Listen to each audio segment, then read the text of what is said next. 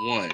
What's good, everybody? It's your boy Kool Awesome. Welcome to another episode of Kool Konvos. Today, I have a dope artist with me today. I love her music, man. She got that soulful, kick it vibe with her. I got Miss Shel in the building. What's good, Shel? How are you? I'm good. How are you? Hey, I'm doing excellent. So, Shel, tell everybody who Shel is and how she got started in this music industry. Well, like you said, I'm Shel, I'm 18 from Richmond, Virginia. That's basically all there is to it. I've been singing since I can remember. I've got a real musical family, so it's just always been a part of my upbringing. So I just decided to make some shit with it. Hey, that's what's up, man. And you said you're 18 years old. I see you're a freshman at ODU, and Go Monarchs, you know it. hey, I fuck with Monarchs, man. You study dance education. Yeah. How important is coexisting what you're majoring in college to what your passion is? Well, I think I'm just passionate about like all the arts in general, so it's not really hard for me to find the balance as where I put more of my interest towards is more so time. But I mean, I have a pretty strict schedule when I'm on campus, at least before Miss Rona decided to come and shake us up. So throughout the day, it would be more dance based, and whenever I had free time, it'd be music. And I usually have a good amount of free time, so it wasn't too hard to balance. That's what's up. That's what's up. And you said you're interested in all the arts, and I know that you're interested in not just music and dance, but also fashion, photography, the arts, and poetry. That's pretty excellent that you're a versatile artist. You see inspiration from every aspect. Which one came to you first? Because I know you sang in the church. So was it music? Was it art? Was it photography? What passion of the arts hit you first? I would say music definitely hit me first. My parents are Liberian, which is a country in West Africa, and if you know our people, we like music, we like to dance, we have a good time. So definitely music first. That's what's up, man. So who are some of your inspirations that you look up to musically? Oh, I absolutely love Daniel Caesar. Like, it's just something about him. It's so simplistic yet complex at the same time. He does his thing. Every song, fire. Um, Lauryn Hill, I really admire her voice and how she uses her raps to her advantage. Dope. And her for sure. She's just real. She's too real. That's a good top three right there, though. That's a good list.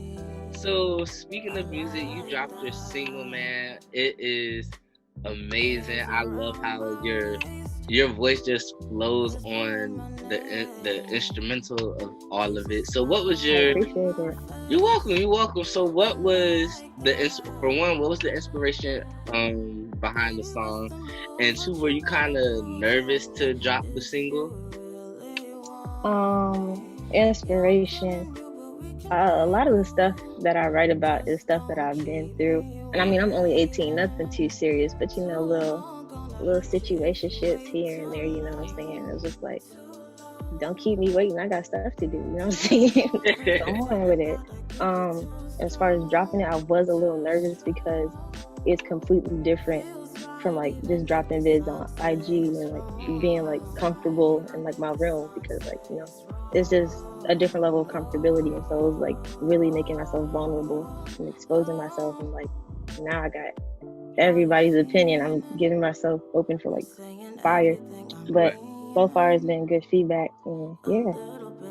That's good, man. So have you been performing the new single? I see that you performed at ODU before Miss Rona came shut everything down. Yeah. So performing wise, do you feel comfortable on the stage? Are you still in that nervous area, or is the stage just like your comfort zone and you're like a whole nother person when you hit that stage? It's actually funny because when I sing, I'm definitely still super nervous. especially when it's something that I've written because it's really personal. Mm. But opposed to me dancing, like I'm a completely different person. It's like no nerves at all. So I'm still getting more comfortable with it. But baby steps, we gonna get there. Yeah, and I love that humility in you. Like you're acknowledging that you're just just getting to this artistry where people are putting your music with the face and it's personal, and I just love that because it's real. Like so some music, people just write a song like, oh, I don't care how it is, but Right. artists, they're gonna have some emotion because it comes from a real place, and I Right. definitely appreciate that in your artistry. So do we have an EP in the works? What? Ooh, T. Definitely got a project in the works. Miss Rona, again, she's really She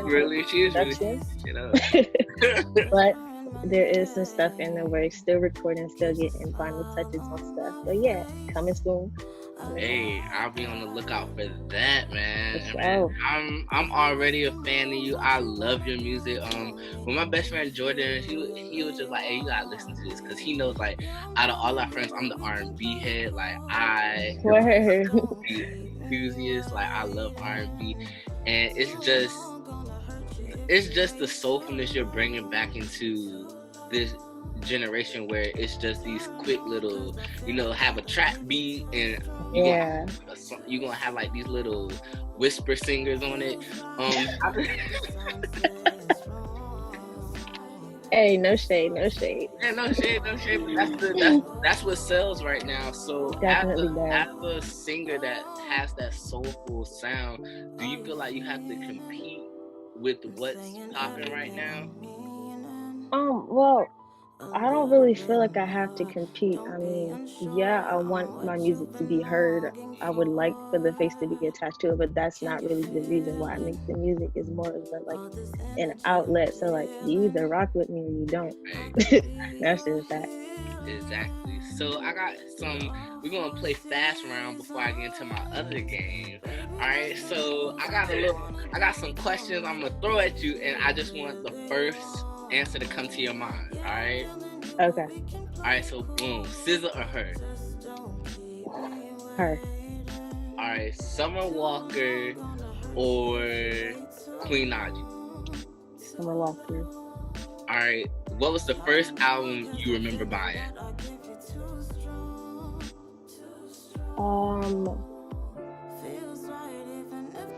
X with Chris Brown. By Chris Brown. Okay. What is the first song you ever remember performing? No matter if it's in church or at home, what's the first song? This little light of mine, yeah. For sure. Alright, music or dancing? Music. Okay, alright, so you killed that. So we're gonna get into our other game before I ask you this one last question. The game is gonna be, how Virginia are you? Alright, so the game is, you got 20 seconds to name as many Virginia heads as possible. It can be musicians, sports, whatever. Alright, it can be from the 757 to 804, Northern Virginia. It don't matter. Do you think you got this? Let me get my pen so I can write how many names you got down. You ready? Oh, I'm gonna try. It's funny. I'm really bad with names. We're gonna try. We're gonna try. All right, we got 20 seconds on the clock. On your mark, get set, go. Pharrell, Missy, Timberland, Chris Brown, Trey Songz. Who's from Virginia?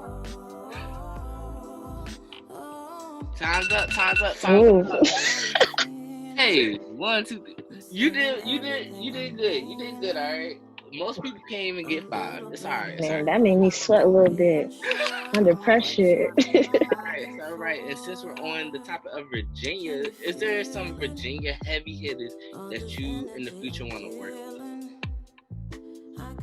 mm, KT, Carla, KT Lauren, she's dope. Like her voice goes crazy. She's definitely number one. And then like a couple people on campus, 10K Zeri, I worked with her. She's a dope lyricist. Quabina, also from ODU, dope. West from ODU, for sure. Hey, that's what's up, and I love that you're really, you're the type of person to say, hey, I do want to work with other local artists because, Virginia has this stigma that we're a crab in the barrel type industry and we don't like to help each other. So how is it being an artist and having that passion to coexist with other artists? Like, how do you feel that is it possible to do that in the industry? It definitely is. You just can't be too selfish. You can't be too self-centered. Right. Like, you have to realize, like, first of all, humble yourself, but also realize that working with others, it brings growth to yourself in the long run. So you get a whole lot of inspiration, a whole lot of like new information that you didn't have before. So you definitely have to open yourself to that window of opportunity, for sure. Man, that's what's up, man. And this is our last question. I want you to sit down and think about it. If you can go back 10 years and talk to 8-year-old Shel with the knowledge that 18-year-old Shel has, what is some advice you would give her? Girl, don't try to change yourself for anybody. Be comfortable in the skin that you're in. If you don't love yourself, nobody else will.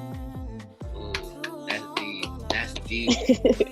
For somebody that's 18 years old and have that advice, because I'm 25 and I know a lot of people that still can't find that inner peace with them to know that you have to love yourself, you can't change yourself. I commend you for that. You're a very strong and knowledgeable young woman, and I honestly I have no choice but to stand at this point. I appreciate it. No choice but to stand. But before we leave, how about you shout yourself out? Tell people where they can follow you, where they can find your music. You can find me on Instagram, Twitter, Snapchat, everything at ThatShel, ThatSshel. And you can stream Hourglass on all your major streaming platforms. Hey, Shel, I really appreciate you for being my guest today, man. This has been a wonderful talk. I can't wait until I see you performing, till you drop this mixtape, till you drop all this shit. I'm ready for it. But man, stay safe out here. You as well. Don't let these other people get you sick. You stay in house, you quarantine, and in my house. Right, man. I'll be in contact with you, man. All right. Thank you for having me. You're welcome, man. Hey, this has been another episode of Kool Konvos. I'll see y'all next video. Peace.